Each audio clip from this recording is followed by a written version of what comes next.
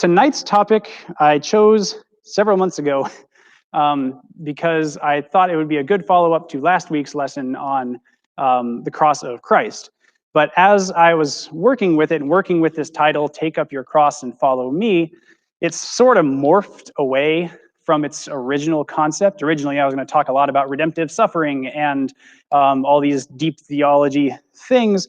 And then I realized with Lent around the corner that might not be the most helpful thing to do. So we are going to address redemptive suffering and things like that a little bit, but we're going to address it all through the lens of preparing for Lent and how to make this next Lent, starting in a week from now, your most fruitful Lent, hopefully, ever. So as you're probably all aware, if you're here in person, this is First Communion meeting. Our cohort A and B group is all online tonight. They will be meeting not next Wednesday, but afterwards. We'll have no meetings for any youth group or confirmation or anything like that next week because it's Ash Wednesday. Instead, I encourage you to go to Mass and to receive ashes. There will be lots of Mass times available. Please check the bulletin. As I mentioned, the topics for this month, last week we covered the question, why did Christ have to suffer on the cross? Why couldn't God just forgive us? And we dove into that in a bit of detail. I'll recap some of it tonight. The goal of tonight is to focus then on how we, in turn, are called to respond to that, especially how we can respond to Christ's suffering this Lent in a way that may be spiritually fruitful before our next class in 2 weeks, when we will cover what happens at the end of Lent, which is the resurrection.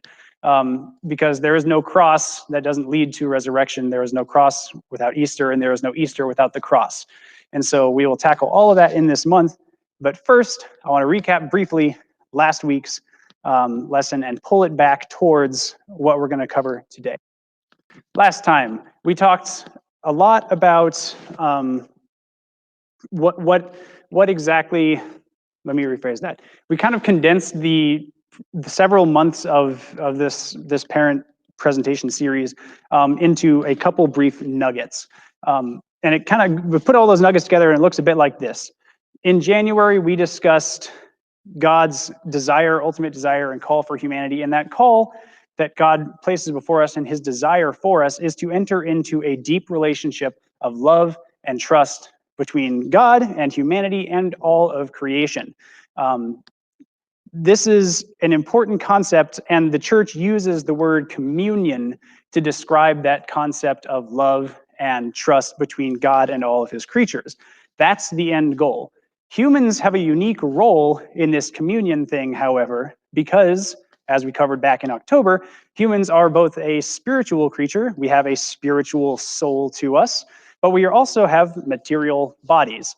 That puts us at the intersection of two worlds almost, the spiritual world and the material world. And so when God enters into communion with humanity, when humans enter into communion with God, the result in the end is that God is able to, through us, call all of the world into communion with him. All the dogs, the cats, the plants, the dirt of the earth. We allow God to grow his relationship of trust with all of creation, and we're called to help cultivate that and grow it kind of in a garden-like sense. God is at all times working to bring all of creation closer to himself in a relationship of love and trust. However, this is complicated by the existence of something we can refer to as, in church teaching, as moral evil. Moral evil is the results of choices made by free creatures, humans being one of them, angels being the other free creatures, to work against their own good. If it is our good to be in communion with God, then when we choose moral evil, when we choose to work against our good, we break that communion. If God is pulling everything together, moral evil pushes the universe apart. And that's bad news for us. Created for communion, when we are not in communion, we experience pain that we weren't supposed to feel. We experience suffering, and that enumerates and creates all kinds of weird forms in the broken world that we see today. The good news is that Christ didn't just come to teach us how to get out of that. He came to suffer with us. He came to take onto himself the consequences of our moral evil. And in so doing, when he climbed up on that cross, he didn't just take away suffering so much as he turned suffering into something new. He allowed suffering to become now a bridge between us and God. Whereas before it was the consequence of separation from God, now suffering can be a place where we can meet God. And therefore, if it's a place where we can meet God, we can even now mysteriously, in suffering, grow closer to God and get closer to this unbreakable communion that God has had in store for us from the beginning. And this transformation of suffering is really, really important to understanding Lent, for one thing, and otherwise a lot of Catholic teaching, especially like redemptive suffering. Because Christ's suffering on the cross was enough to build that bridge to us, so that no matter where we are, we can never be too far away from God. But communion is not just a one-way street. A relationship of love and trust requires participation and involvement, I guess, from both parties, not just one. It can't just be a one-sided relationship. Interestingly enough, then, of course, well, I should say, of course, therefore, we can experience that two-way street when we are on mountaintops, on our at our best, giving God our best and loving it. But because of the cross, we can also experience that two-way relationship even at our lowest, even in the darkest depths of suffering. And suffering can now be even more than just a bridge, but it can serve purposes. Couple purposes that the church identifies, and I'll spend a lot more time in the rest of the conversation and the rest of this presentation diving into these purposes. But one of them is that suffering can wake us up to the reality of evil and pain and suffering in our life and help us identify root causes. But suffering can also be, I think the correct term is purificative. It can be that place where Christ's light shines into our wounds and helps to heal us. Again, mysteriously. Pre-cross, pre-crucifixion, this is not the reality. Pre-crucifixion, suffering is just kind of dumb suffering, the consequence of our moral evil and some other things. But after the cross, suffering can serve good purposes. That's not to say that all suffering is necessarily a good thing, right? We need to discern what suffering God is calling us into and what God is calling us to experience. Another part of that problem is that, again, because not all suffering is good, we tend to reject suffering, right? Who in here doesn't run away from suffering every now and then? We try to avoid it. We try to come up with ways to be comfortable, to be happy, because suffering is necessarily not part of the original good plan. We don't like it, and so we either avoid it, ignore it, or I like this word, anesthetize ourselves. We kind of come up with ways to numb the suffering, numb the pain. Think of, for example, people in really bad situations who have turned to excessive use of alcohol, drugs, or they just run away and avoid their problems neurotically, perhaps, to the point of needing counseling. These are extreme examples, but all of us, I would argue, to a certain extent, because we don't like suffering, try to avoid it in some ways. But the problem here is that because Christ has entered into it, we can meet Christ in it, and we miss the opportunity to meet Christ if we just run away from it. If we just run away from everything all the time, every responsibility, every pain, we miss the opportunity to engage with Christ and to learn and to grow through these opportunities. And it's with that in mind that I want to start talking about Lent. Because at least growing up, I feel like now I look back and think I had a very skewed idea, kind of wrong idea of what Lent was. Because I knew that Catholics, during Lent, we tend to do things to, I guess, quote, punish ourselves, right? As if we need to be beaten into submission almost, or as if we need to feel bad. And I have come to realize over time that all of that theology stuff that I just kind of covered briefly means that that's not necessarily the case, not necessarily the purpose of Lent. While there should be, and Catholics often rightly do, take on little small sufferings, giving up chocolate, giving up certain things, fasting for periods of time during Lent, and giving that all up is a good thing, it's not just to punish ourselves. I would offer that it's more fruitful to approach it this way, that mysteriously, if we elect to choose to take on a little bit of suffering in our lives during Lent, it allows us to kind of wake up. It's like letting ourselves feel reality and feel the pain so that we are woken up from the discomforts that we often run away from and avoid. Suffering can wake us up to the deeper causes of our suffering, and once we're aware of the deeper roots of what's going on, then God can bring about good from that stuff. So I want to start with this question. If you've got Pear Deck up, this is just kind of a brainstorm. I'd take 3 minutes on the timer just to kind of get some ideas floating out there and see what's out there. No judgments. What have you given up or done for Lent in past years? Yeah. So looking through this, there's definitely some clear patterns, right? Obviously food, but also noticing that people aren't just giving stuff up, but they're also adding things, right? I commend you for adding things to your busy schedule. Sometimes that can be really hard. I also liked what I saw. I saw a couple of people mention like giving up cussing or giving up judging others, things like that, like definite behavior improvement type things. One thing that Lent is good for is it's a good time to focus on disciplining ourselves, right? And kind of righting ourselves, but it's not just about that, right? It's not entirely about what we ourselves are doing, and I want to cover that in a little bit more detail in a bit. But before I do, I want to share kind of my personal journey with Lent a little bit, or a chunk of it. So I want to share a bit of my testimony with you.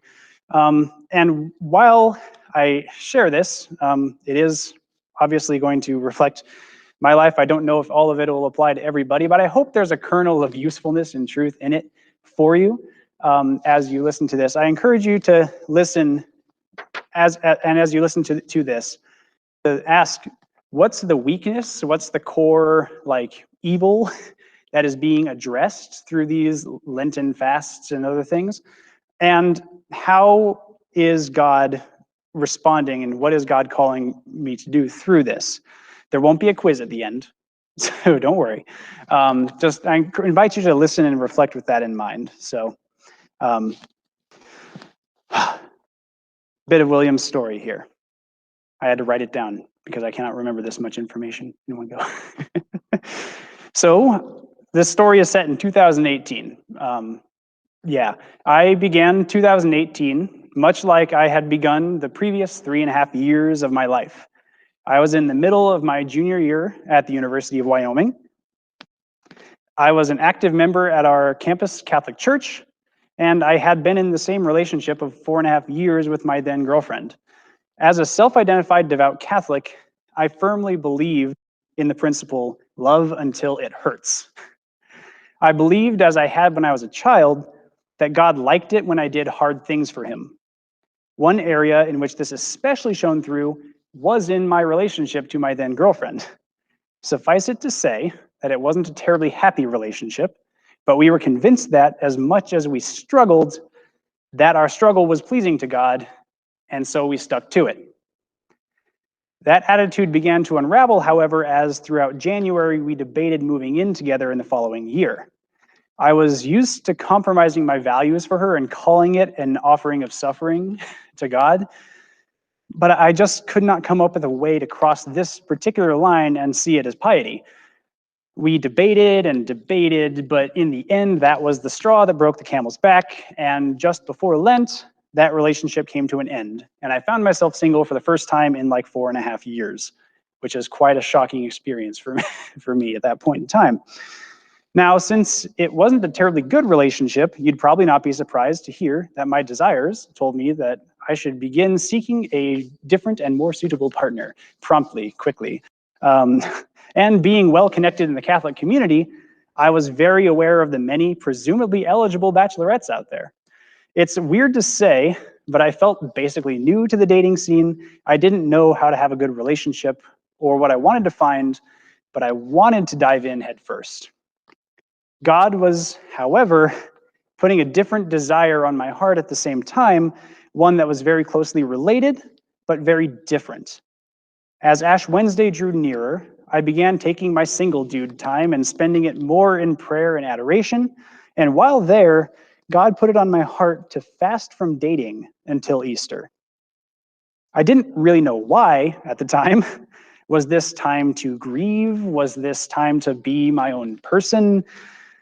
One way or another, Ash Wednesday forced me to a decision point, and so I said, why not? And decided to fast dating relationships until after Easter. Now, here comes the ironic part of that. Even as I had given up relationships for Lent, I felt an incredible spirit tug to go on like coffee dates with all kinds of people, not romantic, just men and women of all kinds, and just go spend time with people. We talked about interests, we talked about faith, I shared random trivia, as you probably are aware I am wont to do, and reflections of faith and all kinds of things like that. And I also had an incredible amount of time to listen. During these coffee dates, there were definitely young ladies in the group that I thought would be wonderful dates, but my Lenten fast prevented me from doing anything about it. On the one hand, that was a little more than frustrating.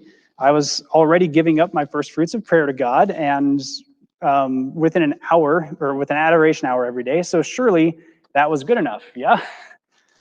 But with that fast in place, something new and different began to spring up in my life. I began to develop real and deep friendships with people that I hadn't had before, to understand my identity in Christ distinct from romantic relationships, and to hope for a relationship that one day would be truly joy-filled and life-giving. I began to submit all of my relationships to the will of God and to put loving Him and doing His will first. And as a result, many and new kinds of relationships began to bloom in my life. Well, Easter came and went, and so ended my fast. I began to try my hand at this dating game, but even though I kept growing friendships and I grew from date to date, I still didn't find the end-all be-all relationship I wanted. Dang it, that was the point of this whole fast, right? Why? Come on, man. Spring flowers turned into summer landscaping, and then came the fall raking, and I kept feeling like I had grown enough to merit a good relationship. Surely, after 7 months of intense personal growth and spiritual growth in the divine incubator, I was now ready to meet the one. But November came, and with student teaching around the corner, I began to get a little desperate. Fortunately, God had given me the grace to recognize that desperation and that restlessness, and I came to realize that I had a problem. I was trying to take back control of what I had previously given to God. In the rush of dating, I was trying to force the hand of the Almighty as if I knew my needs best. And so, while 2018 began with one kind of fast, I committed to end it with a different kind of fast, a fast from striving to work it all out. I accepted my singleness and decided to trust in God's timing. Moreover, as a sign of putting my only hope in God's love, I decided that I would sit outside every morning of Advent and watch the sunrise. And so for 4 weeks, snow or shine, through the Laramie wind chill, I sat on this little wooden bench outside the Newman Center each day for about 20 minutes until sunrise. It was cold and quiet, and I didn't bring any music. Some mornings I sat there bundled up like a human marshmallow. But there was peace to it. I would not move until I was sure the sun had risen from behind the clouds over the mountains. And the sun never moved on my timing. It was an incredible lesson in patience and trust. 2 weeks into this endeavor, I met my wife. And we watched my last Laramie sunrise together. So, yeah, that's the stinger at the end. Weird how it works, right? I bring this up, and I bring this up as an example of fasting and prayer and things like that for a couple reasons. First of all, I want to just point out that in the end, the purpose of Lent is not to feel bad, right? I carried that in my heart a long time ago, and I still wrestle with the old vestiges of it. But the purpose of Lent is not to feel bad. The purpose of Lent is to let God's light in, so that his light can touch our wounds and to bring about some kind of transformation through it, right? The goal of Christianity is not that we get all the head stuff right. The goal is that we have transformed lives to become not just better people, but everything that we are called to be. So with that in mind, I want to offer, and kind of inspired by this, speaking purely from my own experience and not from a ton of authority, just the experience of somebody who's had a couple experiences in my life. I want to give you a couple of suggestions as you're discerning what you're going to do for Lent, because it's still a week out, but it's a good time to start thinking about it. So first and foremost, as we go into Lent and get discerning on what you're going to do, remember that a little suffering can help to reveal the limits of our existing goodness. There's think the circle. This is all in me that's good, but there's also stuff in me that's not yet everything that it could be. A little bit of pain, being able to pull back the curtain of comfort and pride to reveal of that is a very good thing. For me, in that testimony, I especially identify that moment when I thought, well, I guess like God was trying to teach me here through Lent, through that Lenten fast from dating, that I was putting too much stock in my relationships and not enough stock in my relationship with God. I had my priorities messed up. And forcing myself to sit in that discomfort of not gratifying my desire for a relationship helped me to realize that I was putting my stock in the wrong place. If we are to grow in communion with Christ, we must realize what is keeping us away. And if we are to grow in our relationships with others, we must realize what's keeping that away. And a little bit of being willing to take on a little bit of discomfort for the sake of growth is definitely a good thing. When we suffer, it often is a result of personal weakness, not always, but sometimes it is. And that suffering reminds us of our weakness, and so we shouldn't be afraid to face it. But when you do face it, here's rule number 2.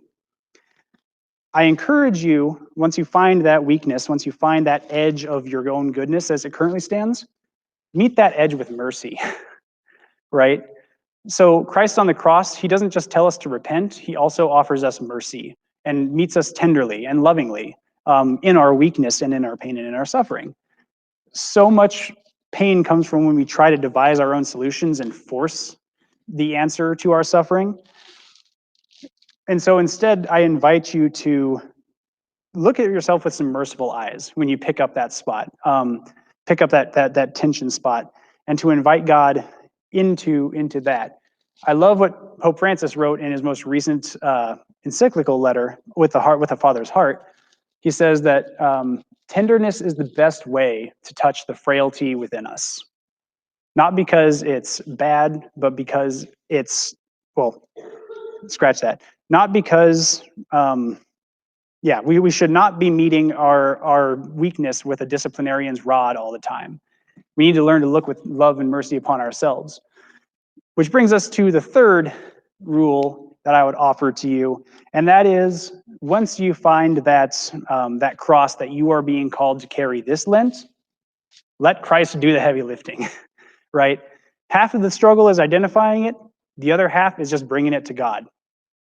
And in order to do that, you have to get to know him. Spend some time in prayer. That's where the prayer pillar of Advent is really useful. To get to know how Jesus responds to our weakness, so that we can respond in a similar way and let him do the work on us.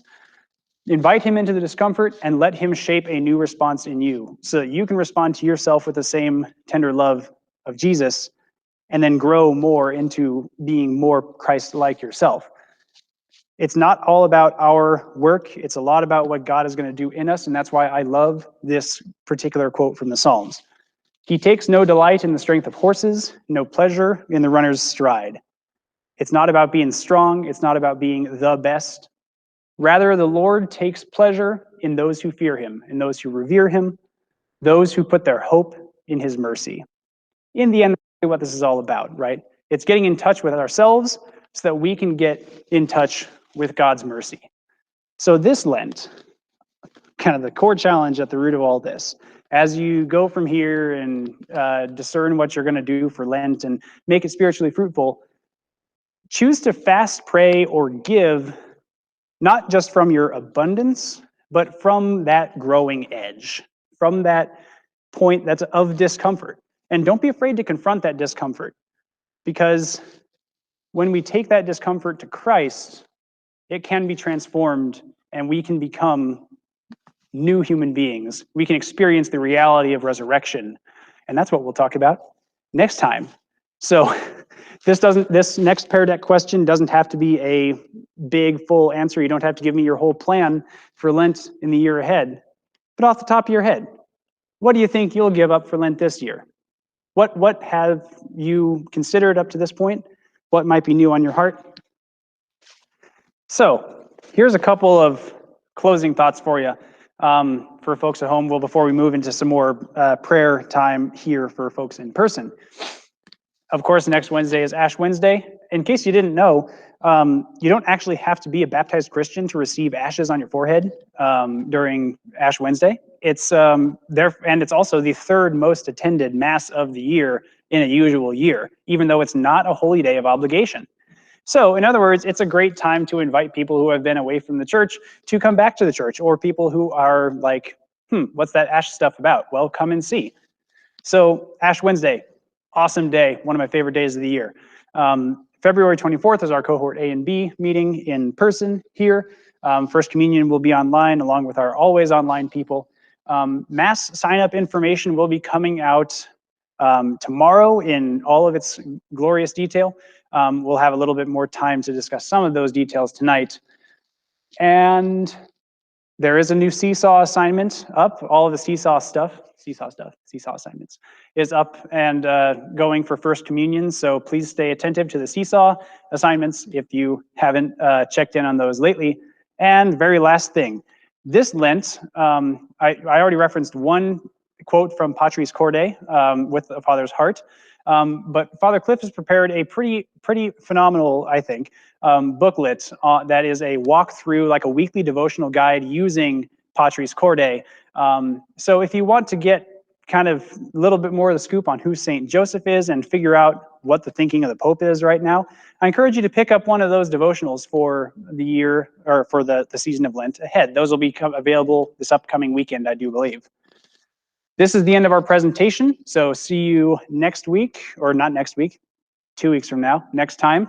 If you're here in person, we're going to take a brief break, and I invite you to discuss with the people around you, what is your experience of Lent? How will you celebrate it this year? We'll reconvene in about like 5 minutes, maybe less than that, 3 minutes.